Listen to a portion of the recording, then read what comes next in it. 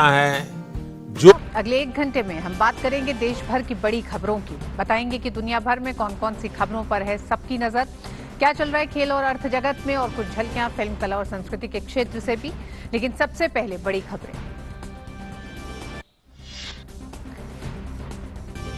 प्रधानमंत्री नरेंद्र मोदी ने किया डॉक्टर बाला साहब विखे पाटिल की आत्मकथा का विमोचन। प्रवरा ग्रामीण शिक्षा सोसाइटी को दिया लोकनेता डॉक्टर बाला साहेब विखे पाटिल प्रवरा ग्रामीण शिक्षा संस्था नाम। कहा, कृषि को लेकर विखे पाटिल जी ने सवालों का जवाब है आज के ऐतिहासिक कृषि सुधार। सरकार कर रही है किसानों की परेशानी को दूर करने का हर संभव प्रयास।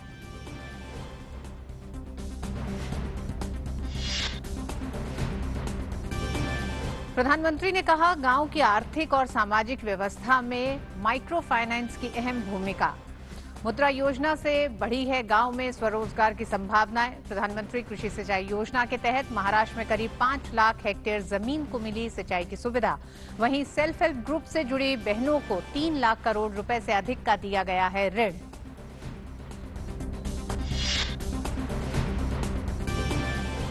मंत्रियों के समूह की बैठक में की गई देश में कोरोना महामारी की स्थिति की समीक्षा। स्वास्थ्य मंत्री डॉक्टर हर्षवर्धन ने 1 साल के अंतर में भारत के पास कोरोना वैक्सीन होने की जताई उम्मीद।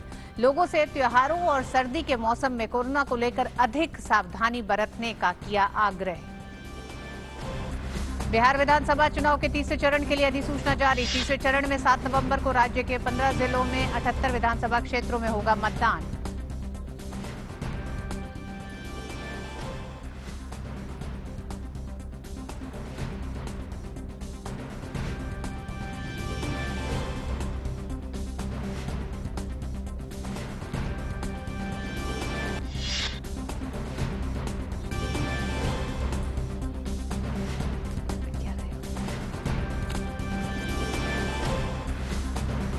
लगातार सक्रिय मामलों में आ रही है कोरोना में गिरावट। दैनिक मामलों में भी गिरावट देखी जा रही है। मृत्युदर विश्व में सबसे कम भारत में।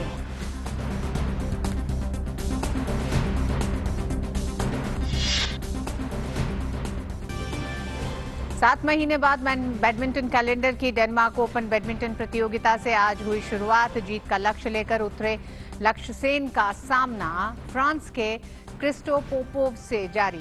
लक्ष्य ने पिछले साल 5 खिताब किए थे अपने नाम। और सबसे पहले बड़ी खबरों पर नजर डालते हैं।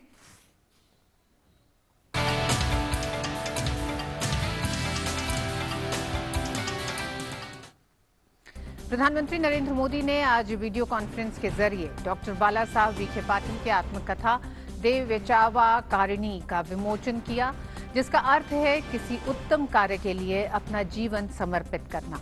इसके साथ ही उन्होंने प्रवर ग्रामीण शिक्षा सोसाइटी का नाम बदलकर लोकनेता डॉक्टर बाला साहेब विखे पाटिल प्रवर ग्रामीण शिक्षण संस्थान किया गया है, जिसका उद्घाटन प्रधानमंत्री ने किया। इस दौरान कार्यक्रम में महाराष्ट्र के मुख्यमंत्री उद्धव ठाकरे, भाजपा नेता देवेंद्र फडणवीस सहित कई अन्य नेता मौजूद रहे।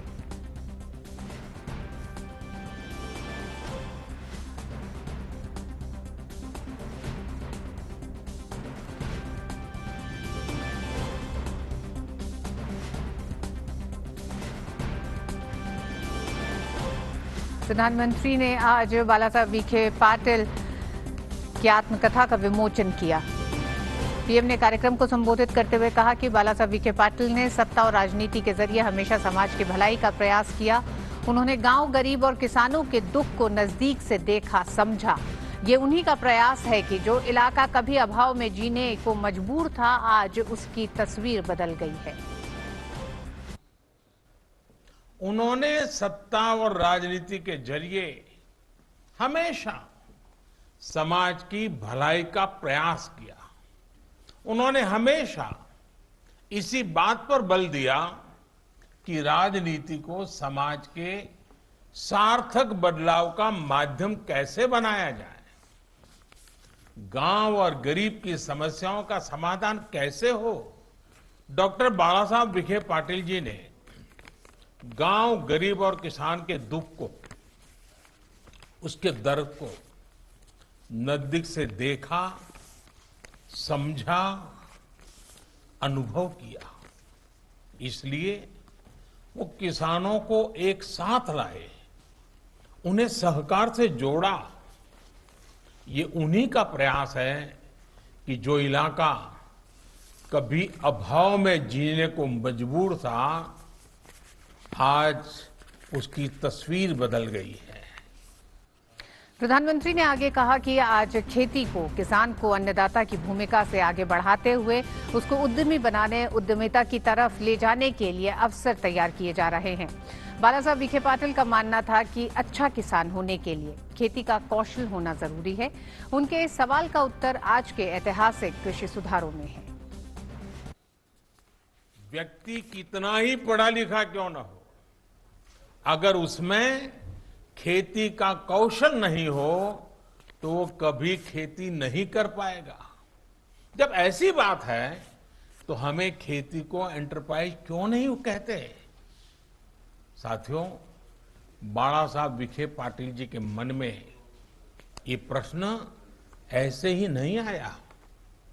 जमीन पर दशकों तक उन्होंने जो अनुभव किया, उसके आधार पर उन्होंने ये बात कही। बाला साहब विखे पाटिल जी के इस सवाल का उत्तर आज के ऐतिहासिक कृषि सुधारों में भी है। आज खेती को, किसान को अन्नदाता की भूमिका से आगे बढ़ाते हुए उसको उद्यमी बनाने, एंटरप्रेन्योरशिप की तरफ ले जाने के लिए अवसर तैयार किए जा रहे हैं। पीएम ने कहा कि चाहे वो एमएसपी को लागू करने, उसे बढ़ाने का फैसला हो, यूरिया की नीम कोटिंग हो, बेहतर फसल बीमा हो, सरकार ने किसानों की हर छोटी छोटी दिक्कतों को दूर करने का प्रयास किया है। देश ने पहली बार किसान की आय की चिंता की है, उसकी आय बढ़ाने के लिए निरंतर प्रयास किया है। चाहे वो एमएसपी को लागू करने, एमएसपी को बढ़ाने का फैसला हो, यूरिया की नीम कोटिंग हो, बेहतर फसल बीमा हो, सरकार ने किसानों की हर छोटी छोटी दिक्कतों को दूर करने का प्रयास किया है। उन्होंने आगे बताया कि प्रधानमंत्री कृषि सिंचाई योजना के तहत महाराष्ट्र में बरसों से लटकी 26 परियोजनाओं को पूरा करने के लिए तेजी से काम किया गया। इनमें से 9 योजनाएं अब तक पूरी हो चुकी हैं। प्रधानमंत्री कृषि सिंचाई योजना के तहत महाराष्ट्र में बरसों से लटकी 26 परियोजनाओं को पूरा करने के लिए तेजी से काम किया गया। इनमें से 9 योजनाएं अब तक पूरी हो चुकी है। इनके पूरा होने से करीब करीब 5 लाख हेक्टेयर जमीन को सिंचाई की सुविधा मिली है। इसी तरह जुलाई 2018 में महाराष्ट्र की छोटी बड़ी 90 और सिंचाई परियोजनाओं पर काम शुरू किया गया था। अगले 2-3 साल में जब इन पर काम पूरा होगा तो करीब 4 लाख हेक्टेयर जमीन सिंचाई की सुविधा से जुड़ेगी। पीएम ने कहा कि गांव की आर्थिक और सामाजिक व्यवस्था में माइक्रो फाइनेंस का विशेष रोल है। मुद्रा जैसी योजनाओं से गांव में स्वरोजगार की संभावनाएं बढ़ी हैं। किसानों, पशुपालकों और मछुआरों तीनों को बैंकों से आसान ऋण मिल पाए, इसके लिए सभी को किसान क्रेडिट कार्ड की सुविधा दी गई है। साथियों, गांवों की आर्थिक और सामाजिक व्यवस्था में माइक्रो फाइनेंस इसका विशेष रोल है। मुद्रा जैसी योजना से गांव में स्वरोजगारी की संभावनाएं बढ़ी है। यही नहीं, बीते सालों में देश में सेल्फ हेल्प ग्रुप से जुड़ी हुई करीब करीब 7 करोड़ बहनों को 3 लाख करोड़ रुपए से अधिक का ऋण दिया गया है। किसानों, पशुपालकों और मछुआरों को तीनों को बैंकों से आसान ऋण मिल पाए, इसके लिए सभी को किसान क्रेडिट कार्ड की सुविधा दी गई है। लगभग 2.5 करोड़ छोटे किसान परिवार जो पहले किसान क्रेडिट कार्ड से वंचित थे, उनको अब अभियान चला करके ये सुविधा दी जा रही है। और आइए अब बात करते हैं ताजा खबर की।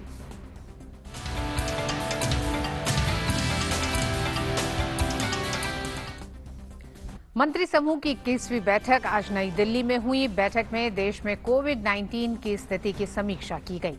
स्वास्थ्य मंत्री हर्षवर्धन, विदेश मंत्री डॉक्टर एस जयशंकर और केंद्रीय मंत्री हरदीप सिंह पुरी ने बैठक में हिस्सा लिया। स्वास्थ्य मंत्री ने उम्मीद जताई कि भारत साल भर के अंदर अपनी खुद की वैक्सीन बना लेगा। देश के लोगों के लिए वैक्सीन उपलब्ध करा पाना और उस वैक्सीन को प्रायोरिटी ग्रुप्स को दे पाना, उसके लिए जो भी रणनीति बन रही है, जो उसके लिए तैयारियां चल रही हैं, उसके लिए क्या थिंकिंग चल रही है, उस सबको ग्रुप ऑफ मिनिस्टर्स के साथ शेयर किया गया है। हमारी उम्मीद है कि जुलाई तक हम देश में 400 से 500 मिलियन डोजेज वैक्सीन के उपलब्ध करा के देश के 20 से 25 करोड़ लोगों को वैक्सीन देने की क्षमता रख पाएंगे। डॉक्टर हर्षवर्धन ने लोगों से सर्दियों के मद्देनजर अतिरिक्त सावधानी बरतने की अपील भी की। आने वाली सर्दी में खासकर जो हमारे त्यौहार आ रहे हैं, उनके अंदर विशेष सावधानी, कोविड एप्रोप्रिएट बिहेवियर, मास्क, 2 गज की दूरी और साथ में हाथों की और रेस्पिरेटरी हाइजीन, इस पर बार बार हमारा आग्रह है कि इस पर देश के लोग ध्यान दें। तो निश्चित रूप से आने वाले समय में जिस तरह से दुनिया में सबसे ज़्यादा रिकवरी रेट और सबसे कम फैटेलिटी रेट हमारा है, हम कोविड के ऊपर निर्णायक विजय प्राप्त करेंगे। कोरोना संक्रमण की रोकथाम के लिए भारत सरकार द्वारा विकसित आरोग्य सेतु ऐप की विश्व स्तर पर प्रशंसा हो रही है। अब विश्व स्वास्थ्य संगठन ने भी आरोग्य सेतु की तारीफ की है। WHO के महानिदेशक टेड्रोस अदनोम घेब्रेयेसुस ने अपने एक ट्वीट में कहा है कि 15 करोड़ यूजर्स ने भारत के आरोग्य सेतु ऐप को डाउनलोड किया है। इससे शहरों के सार्वजनिक स्वास्थ्य विभागों को उन क्षेत्रों की पहचान करने में मदद मिली है जहां कोरोना के क्लस्टर हो सकते हैं। इससे लक्षित तरीके से परीक्षण का विस्तार किया जा सकता है।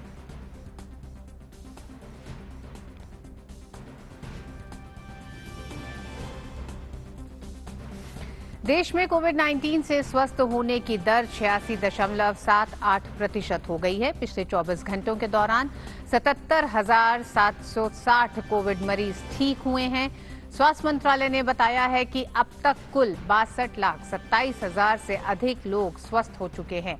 मंत्रालय ने बताया है कि कोरोना संक्रमण से स्वस्थ होने की दर बढ़ने से संक्रमित लोगों की दर 11.69% रह गई है। वर्तमान में मृत्यु दर 1.53% हो गई है, जो विश्व में सबसे कम है।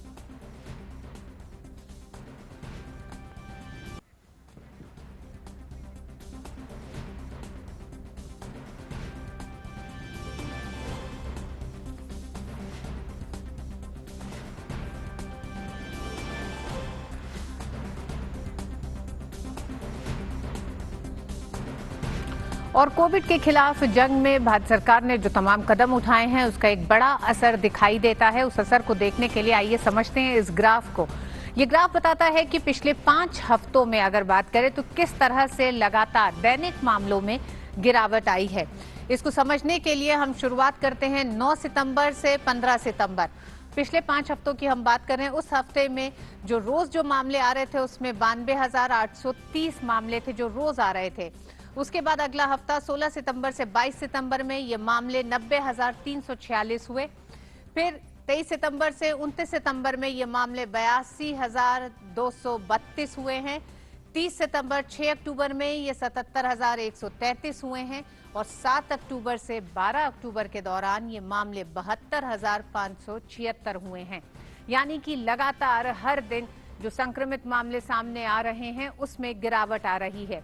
कोविड के ताजा आंकड़ों में भी एक नजर डाल लेते हैं। अभी जो सक्रिय मामले हैं वो 8,38,729 मामले हैं देश में।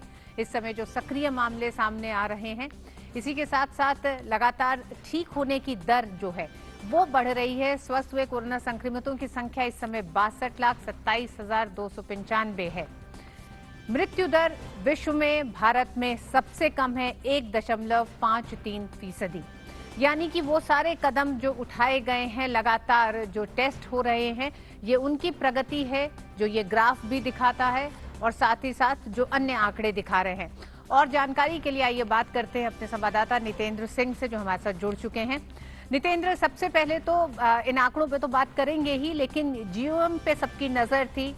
वैक्सीन को लेकर किस तरह की प्रगति दिखाई दे रही है? हालांकि डॉक्टर हर्षवर्धन ने एक उम्मीद जरूर जताई है, जुलाई तक उन्होंने 20 करोड़ का आंकड़ा भी सामने रखा है प्राथमिकता के आधार पर, जिन्हें वैक्सीन मुहैया कराई जाएगी। देखिए, सबसे बड़ी बात इस ग्रुप ऑफ मिनिस्टर की मीटिंग में यही थी कि कैसे वैक्सीन को लेकर के आगे बढ़ा जाए और वैक्सीन को लेकर के दुनिया भर में क्या स्थिति है उस पर विस्तार से चर्चा की गई। भारत में जो क्लिनिकल ट्रायल चल रहा है उस पर विस्तार से बातचीत हुई, प्रेजेंटेशन दिया गया। उसके अलावा जो राज्यों से जो फीडबैक केंद्र ने मांगा था कि आपको कितने डोज की जरूरत है, सबसे ज्यादा प्रायोरिटी किनको है जिनको आपको वैक्सीन देना है। इसके अलावा जो कोल्ड चेन है उसको कैसे मेंटेन किया जाए, अगर वैक्सीन आता है तो उसको राज्यों तक और जो लोगों तक पहुंचाने के लिए किस तरह की व्यवस्था की गई है, इन तमाम मुद्दों पे बातचीत हुई। अभी दुनिया भर में 9 ऐसे वैक्सीन है जिनका क्लिनिकल ट्रायल फेज 2 और फेज 3 चल रहा है। उनमें से भारत में 3 ऐसे वैक्सीन हैं जिसमें क्लिनिकल ट्रायल फेज 2 और फेज 3 चल रहा है।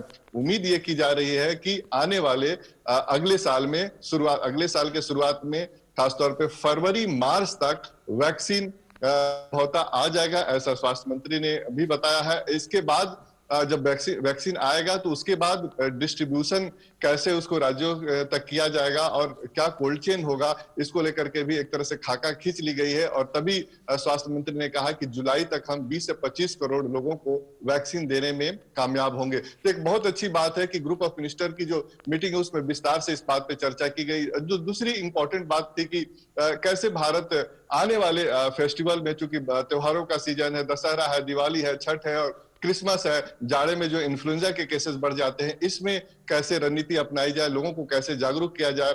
मास्क को लेकर के कैंपेन शुरू किया गया, उसको किस तरीके से लोगों तक पहुंचाया जाए, ये एक बड़ी चिंता के विषय थे जिसपे विस्तार से ग्रुप ऑफ मिनिस्टर की मीटिंग में चर्चा की गई। तो आने वाले दिनों में निश्चित तौर पे 2 बड़े इंपॉर्टेंट जो जनता के लिहाज से इंपॉर्टेंट है कि पहला तो उनको वैक्सीन अगले साल तक मिलेगा, फरवरी मार्च तक उम्मीद जताई गई है सरकार की तरफ से। दूसरी, जो आने वाले समय में चूंकि फेस्टिवल है, जाड़ा है और प्रदूषण भी है, इनको लेकर के लोगों को सावधान रहने की जरूरत है। नितेंद्र, इसमें एक और बात, लगातार हमने देखा पिछले 5 हफ्तों में जो दैनिक जो हर दिन जो मामले आ रहे थे उसमें गिरावट देखी गई है, लेकिन कुल मिलाकर अगर बात करें तो ये कहा जा रहा है कि इस समय ये मामले थोड़े बढ़े हैं, अगर ओवरऑल हम बात कर रहे हैं। तो ये जो अंतर है ये क्या है? और जो सावधानी रखने की जो बात की जा रही है, सर्दी को लेकर कई तरह के एहतियात और बयान भी आ रहे हैं इस तरह के कि सर्दियों में मामले और ज्यादा बढ़ सकते हैं, तो ये जो अंतर है ये क्या है? देखिए, बीते 2 हफ्तों की हम आंकड़ों को देखें तो जो पॉजिटिविटी रेट है वो कम हुआ है। पॉजिटिविटी रेट अगर सरकार के आंकड़ों की हम बात करें तो 11% के आसपास है, लेकिन अगर हम आंकड़े देखते हैं जो प्रतिदिन कितने केसेस आ रहे हैं बीते 24 घंटे में, अगर उस पर नजर डालें तो निश्चित तौर पे गिरावट देखी जा रही है। 60,000 के आसपास देखा जा रहा है, जो पहले करीब 90,000 के आसपास था। तो निश्चित तौर पे जो पॉजिटिव होने वाले केस के मामलों में कमी तो आई है और ये बीते 14 दिनों में ऐसा दिख रहा है। लेकिन आगे कितना दिन तक ये जारी रहेगा ये देखने वाली बात है। क्यों? क्योंकि जो लोगों का बिहेवियर है उस पर सबसे ज्यादा डिपेंड करता है कि आप कितना मास्क लगा के जाते हैं, कितना सोशल डिस्टेंसिंग का पालन करते हैं, और तीसरी कितनी जल्दी आप अपने जो अगर सिम्टम आते हैं या किसी के कांटेक्ट में आते हैं तो आपका टेस्ट हो जाता है और आप पॉजिटिव अगर पाए जाते हैं तो आप क्वारंटाइन होते हैं ताकि संक्रमण आगे ना फैले। तो ये ट्रेंड अभी तक देखा जा रहा है। सबसे बड़ी जो बात है कि कुछ राज्य ऐसे हैं जहां अभी केरल में केसेस बढ़ रहे हैं। केरल में केस इसलिए बढ़ रहा है क्योंकि वहां पे जो फेस्टिवल हुआ था, उस फेस्टिवल में लोगों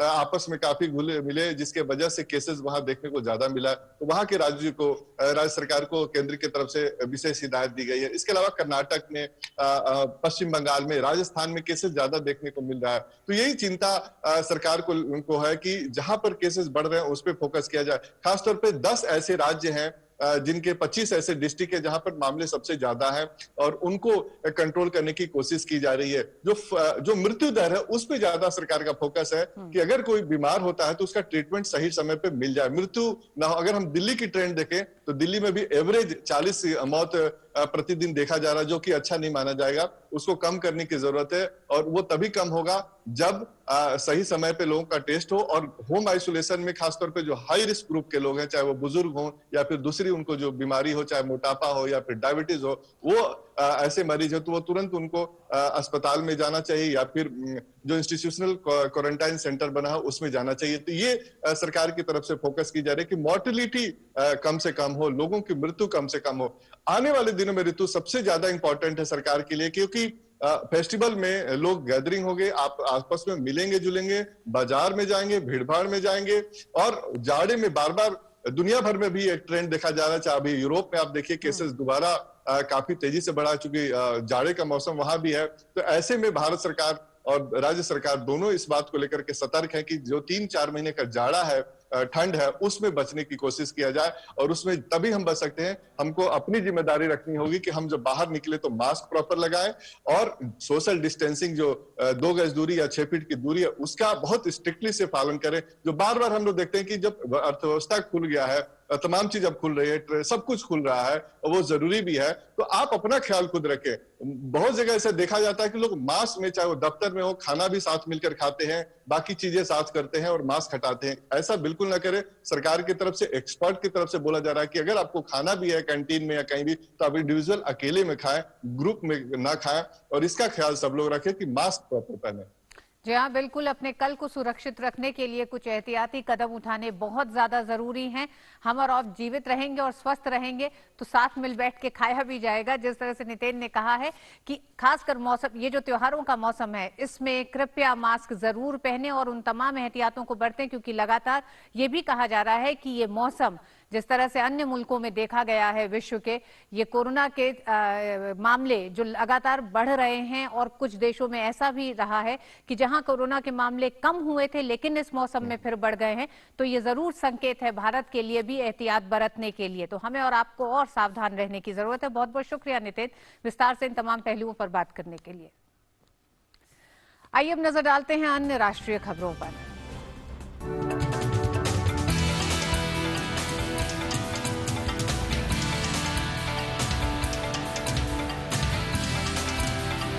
और आइए अब रुक करते हैं बिहार विधानसभा चुनाव की। बिहार विधानसभा चुनाव के तीसरे चरण के लिए अधिसूचना जारी कर दी गई है। इस चरण में 7 नवंबर को राज्य के 15 जिलों में 78 विधानसभा क्षेत्रों में मतदान होगा।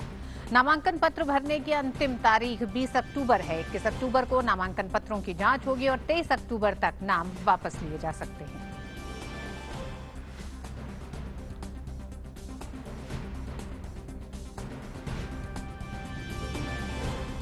और बिहार के मुख्यमंत्री नीतीश कुमार ने आज एक वर्चुअल चुनावी रैली की। उन्होंने कहा कि उनकी सरकार ने महिलाओं और अल्पसंख्यकों के लिए काम किया है। उन्होंने विपक्षी पार्टियों पर आरोप लगाया कि उनका काम सिर्फ बयानबाजी करना है, जबकि सही मायनों में अल्पसंख्यकों के लिए उन्हीं की सरकार ने काम किया है। महिलाओं की चर्चा हमने कुछ कर दी, लेकिन अल्पसंख्यक समुदाय के लिए भी कौन काम हुआ? भाई, लोग अपना वोट उठ लेते रहते हैं, लेकिन किया क्या है भाई? अल्पसंख्यक समुदाय के लिए कोई किया है? हम पूछना चाहते हैं, जो भागलपुर में दंगा हुआ था, 89-90 की बात है, किसी ने कुछ कर किया था? हम लोगों को मौका मिला 15 साल के बाद, तो हमने सबके साथ न्याय करवाया, फिर से आयोग गठित किया, केसेस चले, और उसके अलावे जो पीड़ित परिवार था उसको भी राहत देने के लिए हम लोगों ने मदद करवाई। और उसके अलावे जो भी पीड़ित परिवार में जिनकी मृत्यु हुई थी, उस परिवार में उनको हम लोगों ने शुरू किया 2500 रुपया प्रति माह से, और 13 में बढ़ा करके उसको 5000 रुपया प्रति माह किया। बिहार के मुख्यमंत्री नीतीश कुमार ने अपने वर्चुअल चुनाव रैली के जरिए संबोधित करते हुए कहा कि उनकी सरकार ने पिछड़े वर्गों के लिए उद्यमी योजना की शुरुआत की, जिसमें उन्हें 10 लाख रुपए तक की सहायता राशि प्रदान की गई। उद्यमी योजना की हमने शुरुआत कराई है। अनुसूचित जाति, अनुसूचित जनजाति, अति पिछड़े वर्ग के लिए साहब, उनके लिए उद्यमी योजना 10 लाख रुपए तक की मदद, 5 लाख रुपया उसको ग्रांट देना, सहायता देना, और 5 लाख रुपया में बिना किसी प्रकार का टैक्स लिए हुए उसको 5 लाख रुपया और देने की व्यवस्था की गई। और पटना से हमारे साथ जुड़ गए हमारे संवाददाता नीरज सिंह। नीरज, वर्चुअल रैली में जो अंदाज रहा नीतीश कुमार का, वो अंदाज बता रहा है क्या चिंता दिखा रहा है या अपने कामों को जनता के सामने रख रहे हैं नीतीश कुमार?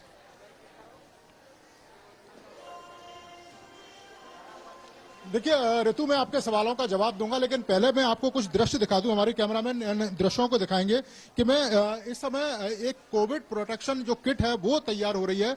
ये एक्सक्लूसिवली दूरदर्शन पर ये विजुअल आपको दिखाई दे रहे हैं। और मैं ऋतु में बता दूं कि ये पूरे विधानसभा चुनावों के दौरान ये जो किट है वो मतदान केंद्रों पर पहुंचाई जाएगी। इसमें अगर आप देखें तो हैंड सैनिटाइजर है, इसके अलावा जो फेस मास्क है वो मौजूद है, सर्जिकल जो ग्लव्स है वो मौजूद है, इसके अलावा जो फेस शील्ड है वो इस पूरी किट में मौजूद है। यानी 6 लाख से ज्यादा जो फेस शील्ड है वो डिस्ट्रीब्यूट चुनाव आयोग करेगा पूरे विधानसभा चुनावों के दौरान जो भी मतदान केंद्र है। इसके अलावा 7,000 के करीब जो हैंड सैनिटाइजर है, 6 लाख के करीब जो पीपीई किट है, और इसके अलावा जो फेस शील्ड है, और 46 लाख के करीब जो ऋतु फेस मास्क हैं वो डिस्ट्रीब्यूट किए जाएंगे। यहां तक कि जो मतदान करने के लिए लोग मतदान केंद्रों पर पहुंचेंगे उनको भी जो सर्जिकल जो ग्लव्स हैं वो दिए जाएंगे, ताकि किसी भी तरह का जो कोरोना से जो इन्फेक्शन है वो दूसरे लोगों को ना हो। चुनाव आयोग ने इस तरह की तैयारी की है। ऋतु, ये एक्सक्लूसिवली दूरदर्शन पर विजुअल है, डीडी न्यूज पर। और चुनाव आयोग पूरी कोशिश कर रहा है कि जितने भी मतदान केंद्र हैं वहां पर ये जो प्रोटेक्शन किट है, जो कोविड प्रोटेक्शन किट है वो पहुंचा दी जाए। अगर आप देखें तो बड़े पैमाने पर इस कोविड प्रोटेक्शन जो किट है उसको तैयार किया जा रहा है। और चुनाव आयोग और यहाँ का जो लोकल एडमिनिस्ट्रेशन है वो लगातार कोशिश कर रहा है कि जल्द से जल्द इस किट को तैयार करके और जो भी मतदान केंद्र है वहां तक इनको पहुंचा दिया जाए, ताकि जो लोग भी मतदान के लिए ड्यूटी पर पहुंचेंगे, जिनकी ड्यूटी लगेगी, वो इस किट का प्रयोग कर सकें और यानी कोरोना काल में वो लोग सुरक्षित रह सकें। ऋतु, जहां तक आप सवाल कर रही थी कि मुख्यमंत्री ने आज वर्चुअल जो रैली है वो की है, क्योंकि कल भी वर्चुअल रैली के द्वारा मुख्यमंत्री ने विपक्षी दलों पर प्रहार किया है और आज भी उन्होंने अपने विकास के तमाम जो काम है वो सामने रखे हैं। आज भी कई जगह उनकी वर्चुअल रैली है और कल से जो कार्यक्रम हमारे पास आया है, कल से मुख्यमंत्री खुद जगह जगह पर जाएंगे, बिहार के अलग अलग हिस्सों में हेलीकॉप्टर के द्वारा दौरा करेंगे और जो कोविड की जो गाइडलाइन है उसका पालन करते हुए जो रैलियां हैं वो शुरू करेंगे। लेकिन अभी वर्चुअल रैली कर रहे हैं और विपक्षी पार्टियों पर सवाल दाग रहे हैं। और आज भारतीय जनता पार्टी ने एक वीडियो भी रिलीज किया है जिसमें विपक्षी पार्टियों ने ये सवाल किया था बिहार के अंदर कि बिहार के अंदर का बा, तो इसका जवाब देते हुए भारतीय जनता पार्टी ने एक सॉन्ग रिलीज करा है और उसमें तमाम विकास के जो कार्य एनडीए सरकार के दौरान यहाँ पर हुए हैं, जहाँ शिक्षा, स्वास्थ्य, रोजगार, अमन चैन, एम्स, इसके अलावा एजुकेशन में तमाम संस्थानों का खुलना, किसानों के लिए पेंशन, जो तमाम तरह के जो कार्य एनडीए सरकार में किए गए हैं उसका जवाब देते हुए वो वीडियो जारी किया है और ये कहा है कि बिहार में ई बा। तो आप समझ सकते हैं कि लड़ाई जबरदस्त तरीके से चल रही है और वर्चुअल जो लड़ाई है वो तमाम political party, Bharatiya Janata party और इसके अलावा जेडीयू, उन सब के बीच में भी जबरदस्त तरीके से ऋतु देखने को मिल रही है। जी नीरज, पहले चरण का चुनाव 28 तारीख को है। 2015 से अगर तुलना 2020 की करें तो बहुत सारी चीजों में राजनीतिक परिवर्तन भी कई देखे गए हैं। साथ ही साथ आज की तारीख में सामाजिक परिवर्तन के तौर पर अगर देखें तो कोविड ने इस चुनाव पर कितना असर डालता हुआ दिखाई दे रहा है, खासकर जब चुनाव के रंग की बात करते हैं, क्योंकि बिहार के चुनाव के रंग की हमेशा से जिक्र होता है, उसकी तुलना की जाती है, उस रंग को देखने के लिए लोग उस शहर में पटना पहुंचते हैं।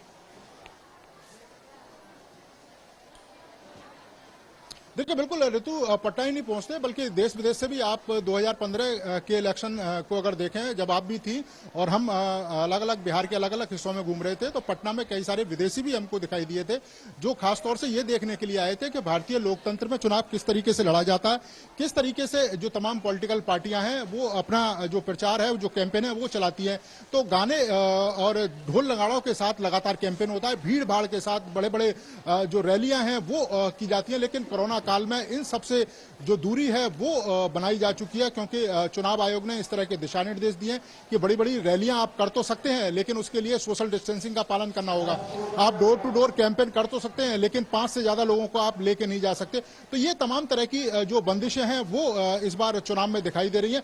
तो उस तरह का 2015 जैसा जो माहौल है वो तो नहीं दिखाई दे रहा, लेकिन हाँ, राजनीतिक गर्मी बनी हुई है और तमाम पॉलिटिकल पार्टियां जी तोड़ कोशिश कर रही हैं, चाहे वो वर्चुअल प्लेटफॉर्म के माध्यम से हो, क्योंकि हजारों की संख्या में ट्विटर, फेसबुक और इंस्टाग्राम जैसे जो तमाम सोशल साइट्स हैं वो पॉलिटिकल पार्टियों ने बनाई है, ताकि ज्यादा से ज्यादा मतदाताओं तक पहुंचा जा सके। और खासतौर से जो युवा मतदाता है उस पर फोकस कर रही है, और जो ऑफलाइन जो रैलियां या डोर टू डोर कैंपेन है वो उन लोगों को फोकस करके किया जा रहा है जो सोशल साइट्सों से दूर रहते हैं, या जो बुजुर्ग लोग हैं जिनके पास इस तरह के जो हाईटेक फोन है, तो उनके लिए डोर टू डोर कैंपेन और उनसे सीधा संवाद करने की तमाम पॉलिटिकल पार्टियां कोशिश कर रही हैं। ऋतु, बिल्कुल नीरज, कोविड ने जरूर चुनाव के अंदाज को थोड़ा सा अलग कर दिया है, लेकिन चुनाव आयोग की तरफ से और प्रशासन की तरफ से जो एहतियात बरते जा रहे हैं वो भी आपने दिखाया कि किस तरह से कोरोना किट तैयार की जा रही है तमाम अधिकारियों के लिए जो चुनाव को संपन्न कराएंगे। साथ ही साथ वहां जाने वाले मतदाताओं का भी ध्यान रखा जाएगा कि उन्हें सैनिटाइज कराया जाए, उनके हाथ और उनको ग्लव्स दिए जाएं जब वो मतदान करने जाएंगे। बहुत बहुत शुक्रिया नीरज इन तमाम जानकारियों के लिए। और अन्य खबरों में अमेरिका के उप विदेश मंत्री स्टीफन बीगन भारत के 3 दिवसीय दौरे पर कल नई दिल्ली पहुंचे। ये दौरा भारत और अमेरिका के बीच 2+2 वार्ता से पहले हो रहा है, जिसके अक्टूबर महीने के अंतिम सप्ताह में होने की संभावना है। अपने 3 दिन के दौरे पर अमेरिकी उप विदेश मंत्री स्टीफन बीगन की कई सरकारी वरिष्ठ अधिकारियों से मुलाकात करेंगे। कल विदेश मंत्री एस जयशंकर के साथ अमेरिका उप विदेश मंत्री ने भारत अमेरिका द्विपक्षीय संबंधों के अलावा क्षेत्रीय और वैश्विक महत्व के मुद्दों पर बातचीत की। विदेश मंत्री एस जयशंकर ने ट्वीट कर कहा कि अमेरिका के उप विदेश मंत्री स्टीफन बीगन से मुलाकात कर खुशी हुई। विश्व राजनीति और क्षेत्रीय मुद्दों पर विचारों का बड़ा उपयोगी आदान प्रदान हुआ। हमने द्विपक्षीय सहयोग की सतत प्रगति की प्रशंसा की। हमें विश्वास है कि हमारी रणनीतिक साझेदारी और गहरी होगी। ये बैठक इसलिए भी महत्वपूर्ण है कि ये पिछले सप्ताह टोक्यो में क्वाड देशों अमेरिका, जापान, ऑस्ट्रेलिया और भारत के विदेश मंत्रियों के बीच हुई बैठक के तुरंत बाद हो रही है। अमेरिकी दूतावास ने ट्वीट किया है कि बीगन और जयशंकर ने अहम क्षेत्रीय और वैश्विक मुद्दों पर विचार विमर्श किया, जिनका हिंद प्रशांत की प्राथमिकताओं पर असर है। कल अमेरिकी विदेश मंत्री ने विदेश सचिव हर्ष वी सिंगला के साथ भारत अमेरिकी मंच के उद्घाटन सत्र में भी हिस्सा लिया। खबर केरल से। केरल सोना तस्करी मामले में मुख्य आरोपी स्वप्ना सुरेश की जमानत याचिका पर कोच्चि की अदालत आज अपना फैसला सुनाएगी। कोच्चि की प्रमुख सत्र अदालत ने पिछले शुक्रवार को स्वप्ना सुरेश की जमानत याचिका पर सुनवाई करते हुए फैसला सुरक्षित रखा था। इससे पहले कोच्चि के ही आर्थिक अपराध के अतिरिक्त मुख्य न्यायिक जज ने कस्टम विभाग द्वारा दर्ज एक मामले में मुख्य आरोपी स्वप्ना सुरेश को जमानत दे दी थी। इस मामले में कस्टम विभाग ने स्वप्ना के खिलाफ मामला दर्ज किया था और 60 दिनों की तय सीमा के अंदर आरोप पत्र दाखिल नहीं करने के कारण उसे जमानत मिल गई। लेकिन राष्ट्रीय जांच एजेंसी वाले मामले के कारण स्वप्ना को जेल में ही रहना पड़ा।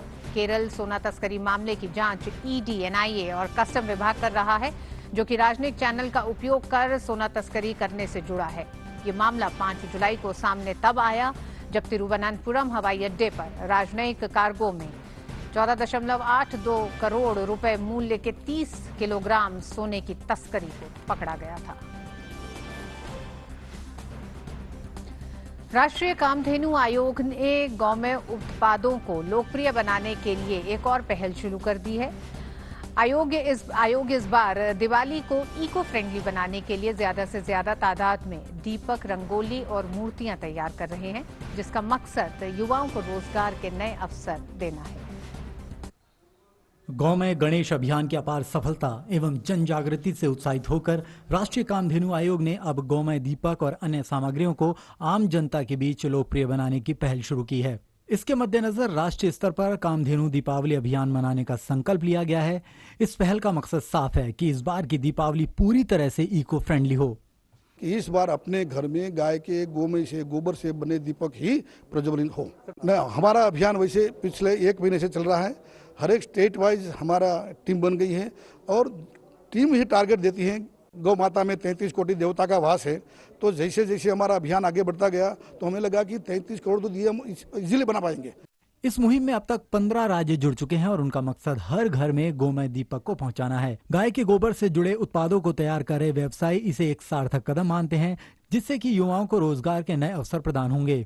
इस टाइम अगर आप सामने देखेंगे तो ये गिफ्टिंग के रूप में भी हमने इसको प्रिपेयर किया है कि लोग ऐसी चीज़ घर पे ले जाएं जो इको फ्रेंडली हो, क्योंकि इसका कोई भी केमिकल इफेक्ट्स नहीं है कहीं पे भी। इसमें सब चीज़ जो बनी है वो बिल्कुल ही गाँव में से बनी हुई है। गायों को गोबर को परचेज करता हूँ, उसको खरीद के लेके आता हूँ और उसका पूरा प्रोसेस करके और करीब हम 100 तरह के उत्पाद हम जो है अपने इस गोबर से बना रहे हैं। देश का हर नागरिक आत्मनिर्भर बने, इस पहल में गोमय के उत्पादों की भी अहम भूमिका होगी।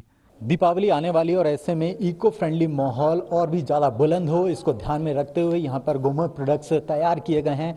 यहाँ पर राष्ट्रीय कामधेनु आयोग ने इसकी पहल की है और ये मकसद है कि ना केवल गाय को देश में बचाया जाए, बल्कि इनसे मिलने वाले जो प्रोडक्शंस हैं, इनसे मिलने वाले उत्पाद हैं, उनको भी तेज़ी से ज़्यादा तादाद में जनता के बीच में लाया जाए। कैमरामैन जयशंकर के साथ मुकेश शुक्ला, टीडी न्यूज़ दिल्ली। काशी विद्यापीठ की स्थापना महात्मा गांधी ने की थी, जो अपना 100वां वर्ष मना रहा है। काशी विद्यापीठ, जो महात्मा गांधी काशी विद्यापीठ के नाम से जाना जाता है, इसे विश्वविद्यालय का दर्जा दिलाने में जयप्रकाश नारायण की महत्वपूर्ण भूमिका थी। उनके जन्मदिन के उपलक्ष्य पर विश्वविद्यालय प्रशासन ने उनके नाम पर जयप्रकाश नारायण पीठ शुरू करने की घोषणा की। महात्मा गांधी काशी विद्यापीठ को इस रूप में लाने में जयप्रकाश जी का बहुत बड़ा योगदान रहा है। जयप्रकाश जी के नेतृत्व में ही एक कमेटी बनी हुई थी और उस कमेटी ने ही ये निर्णय लिया कि हम सारे लोग मिलकर के इस विश्वविद्यालय को एक मूर्त रूप दें। ऐसे सभी महानुभाव, ऐसे महान पुरुष, ऐसे व्यक्तित्व के प्रति एक आदर भाव रखते हुए हम लोग एक पीठ की स्थापना करने का प्रयास कर रहे हैं। और आइए अब देखते हैं अर्थ जगत से जुड़ी खबरें।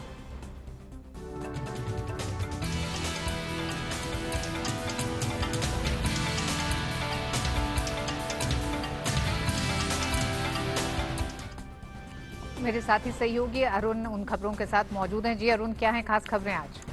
शुक्रिया ऋतु, और शुरुआत करते हैं व्यापार प्राइम की। सबसे पहले आपको बता दें कि जो एशियाई विकास बैंक यानी कि एडीबी और भारत सरकार ने मध्य प्रदेश राज्य में बेहतर सेवा प्रदान करने के लिए आज $270 मिलियन के ऋण समझौते पर हस्ताक्षर किए हैं। इसके तहत पानी की आपूर्ति, भारी बारिश के पानी और सीवेज प्रबंधन के लिए बुनियादी ढांचे को विकसित करने और शहरी स्थानीय निकायों की क्षमताओं को मजबूत किया जाएगा। ये मध्य प्रदेश शहरी सेवा सुधार परियोजना के दायरे को बढ़ाने के लिए एक अतिरिक्त धनराशि होगी।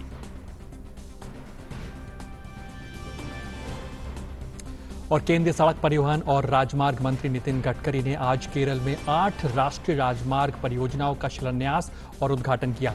नितिन गडकरी ने केरल में आज 11,571 करोड़ रुपए की राजमार्ग परियोजनाओं का शिलान्यास और उद्घाटन किया है।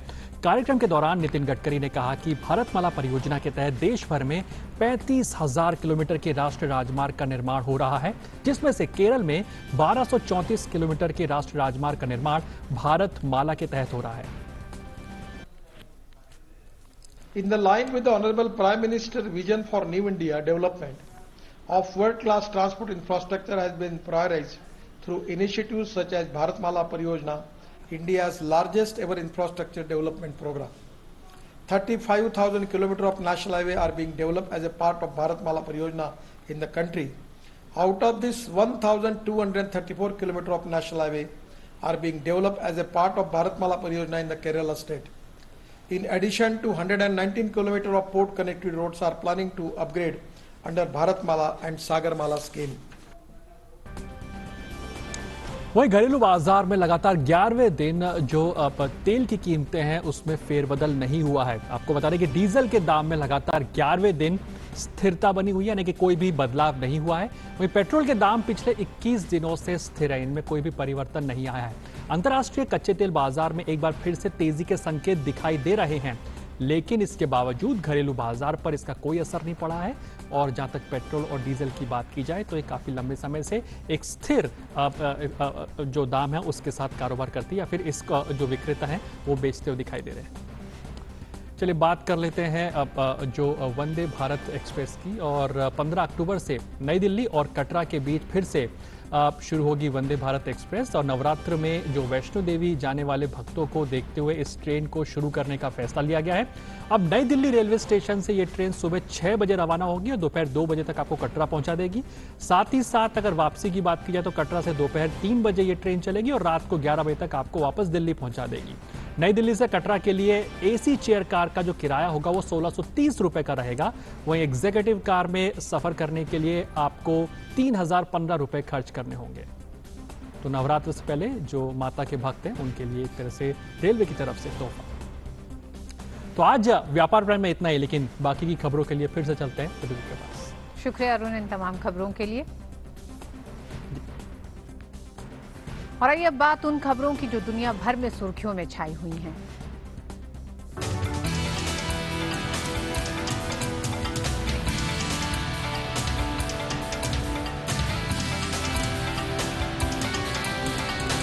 अमेरिकी राष्ट्रपति डोनाल्ड ट्रंप ने कोरोना से रिकवरी के बाद फ्लोरिडा के सैनफोर्ड में पहली रैली को संबोधित किया। रैली को संबोधित करने से पहले ट्रंप ने फिजिशियन ने उनके कोरोना नेगेटिव होने की घोषणा की। फ्लोरिडा में 1 घंटे तक चली रैली में ट्रंप ने कोरोना के खिलाफ जीती जंग में अपने प्रशंसकों द्वारा की गई प्रार्थनाओं के लिए उनका आभार जताया। साथ ही कोरोना महामारी में अपने परिजनों को खोने वालों के प्रति संवेदना व्यक्त की। इसके साथ अपनी रैली में ट्रंप ने लोगों को कोरोना महामारी के जल्द खत्म होने का भरोसा भी दिलाया। इससे पहले ट्रंप ने गत शनिवार को व्हाइट हाउस के बालकनी से साउथ लॉन में खड़े अपने सैकड़ों समर्थकों को संबोधित किया था। अगले 3 दिनों में राष्ट्रपति ट्रंप पेंसिल्वेनिया, आयोवा और उत्तरी कैरोलिना में रैलियों को संबोधित करेंगे। 3 नवंबर को होने वाले राष्ट्रपति चुनाव के लिए अब 3 सप्ताह का समय बचा है। ऐसे में राष्ट्रपति ट्रंप और जबकि उनके मुख्य प्रतिद्वंदी जो बाइडेन रैलियां कर रहे हैं। जो बाइडेन ने ओहायो में रैली को संबोधित किया, जहां की काफी कड़ा मुकाबला है। इस बीच अमेरिकी राष्ट्रपति चुनाव से पूर्व जॉर्जिया में कल लोगों ने लंबी कतारों में खड़े होकर मतदान किया। जॉर्जिया के एटलांटा स्थित स्टेट फार्म एरिना में लोगों ने मतदान के लिए काफी लंबा इंतजार भी किया। एनबीए की टीम एटलांटा हॉक का घर कहे जाने वाला स्टेट फॉर एरिना कोरोना महामारी के बीच देश के सबसे बड़े मतदान केंद्रों में से एक होगा। मतदान के दौरान काफी देर तक इंतजार करने के बाद रिकॉर्ड संख्या में लोगों ने अपने मत डाले। 3 नवंबर को होने वाले मुख्य चुनाव से पहले मतदाताओं को अपने सभी विकल्पों की जानकारी के लिए मतदान कराया जा रहा है, जिसकी शुरुआत कल जॉर्जिया में चुनाव पूर्व मतदान से हुई। साथ ही इस मतदान की प्रक्रिया से चुनाव अधिकारी अपनी तैयारियों की समीक्षा करेंगे।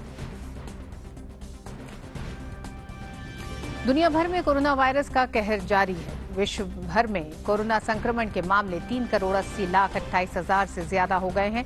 इसके अलावा पूरे विश्व में 10,85,000 से ज्यादा लोगों की कोरोना संक्रमण से मौत हो चुकी है। हालांकि 2,85,82,000 से ज्यादा लोग इलाज के बाद स्वस्थ भी हो चुके हैं। कोरोना से सबसे अधिक प्रभावित देशों में अमेरिका सबसे आगे है, जहां 80,37,000 से ज्यादा संक्रमण के मामले आ चुके हैं। देश में कोरोना से 2,20,000 से ज्यादा की मौत हो चुकी है।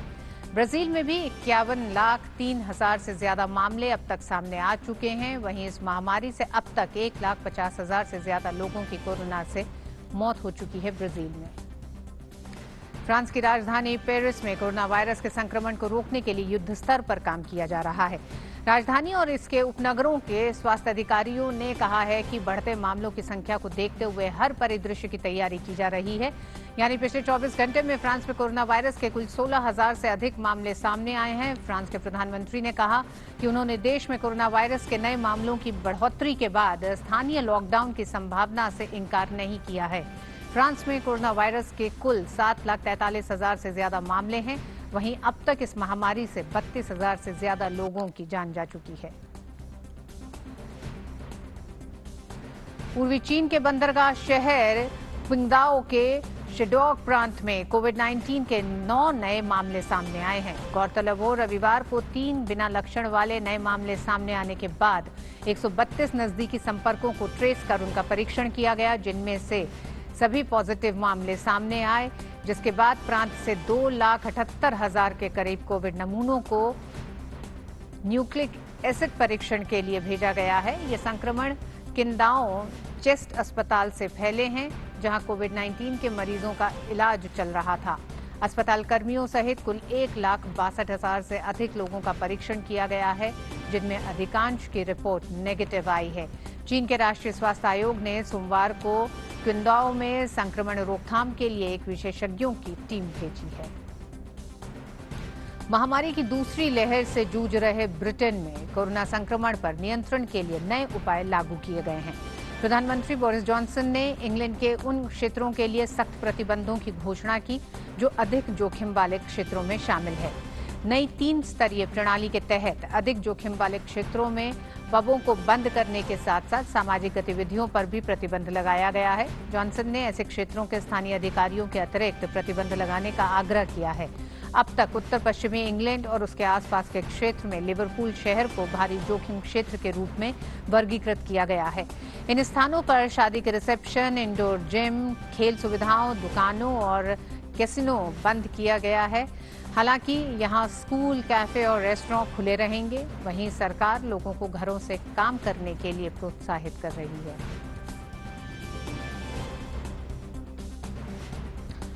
और आइए अब देखते हैं खेल जगत से जुड़ी कुछ खबरें।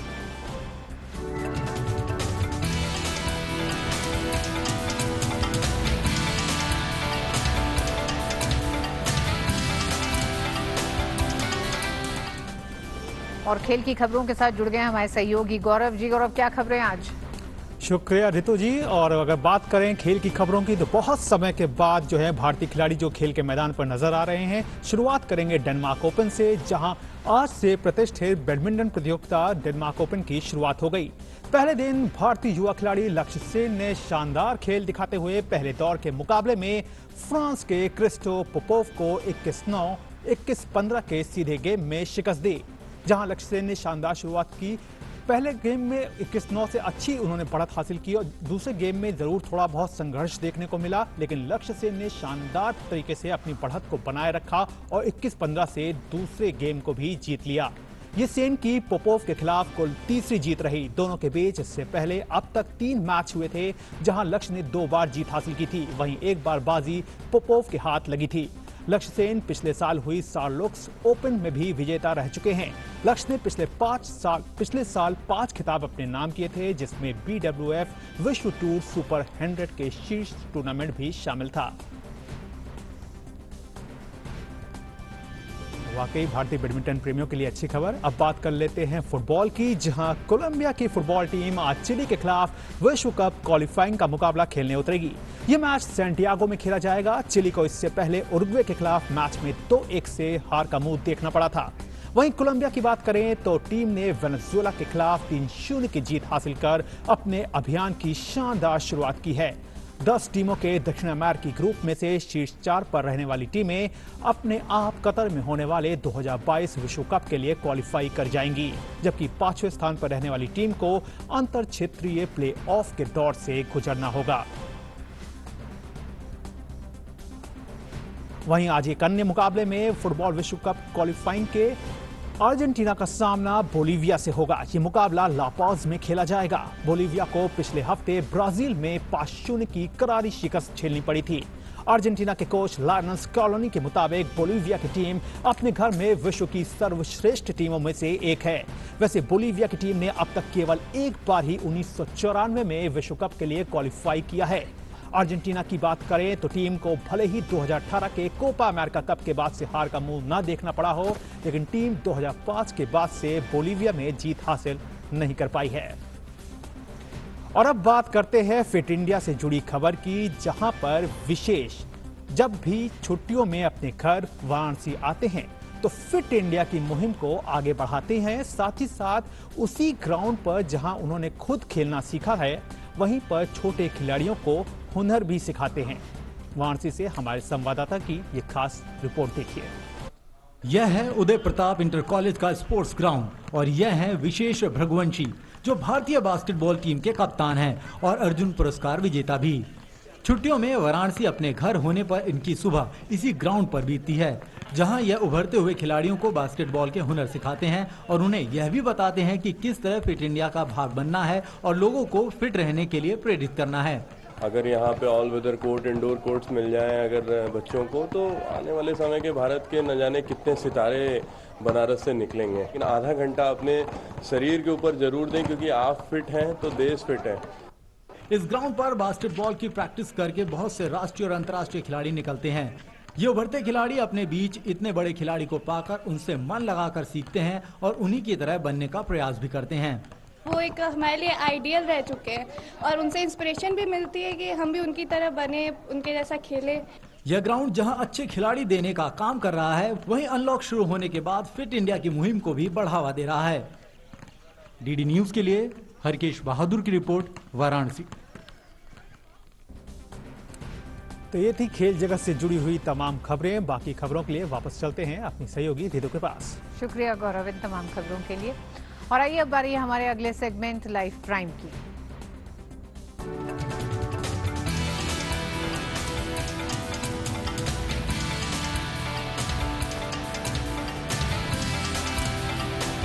आज की रात खगोल विज्ञान के लिए बहुत खास रहने वाली है। आज लाल ग्रह मंगल पूर्व दिशा में आसानी से चमकता हुआ दिखाई देगा। आज ही मार्स एट ऑपोजिशन की घटना रात के 11:20 पर हो रही है। इसके तहत सूर्य, पृथ्वी और मंगल ये तीनों एक साथ सीधी लाइन में आ जाएंगे।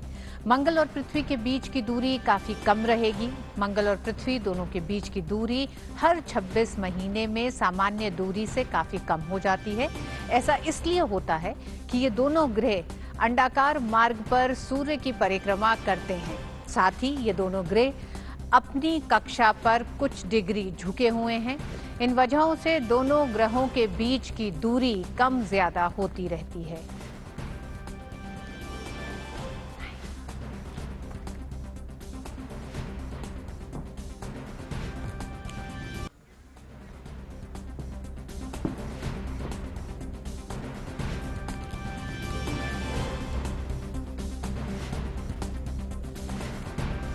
और मिड डे प्राइम में आज बस इतना ही, लेकिन जाने से पहले एक बार फिर आपसे अनुरोध करेंगे, मास्क अप इंडिया के तहत ही आप भी बाहर निकलें तो मास्क जरूर लगाएं, हाथ धोना लगातार न भूलें और इसी के साथ साथ 2 गज की दूरी भी जरूर बनाकर रखें। इन्हीं एहतियातों के साथ हम अपने कल को सुरक्षित रख सकेंगे। मुझे दीजिए इजाजत। डीडी न्यूज पे खबरें जारी रहेंगी।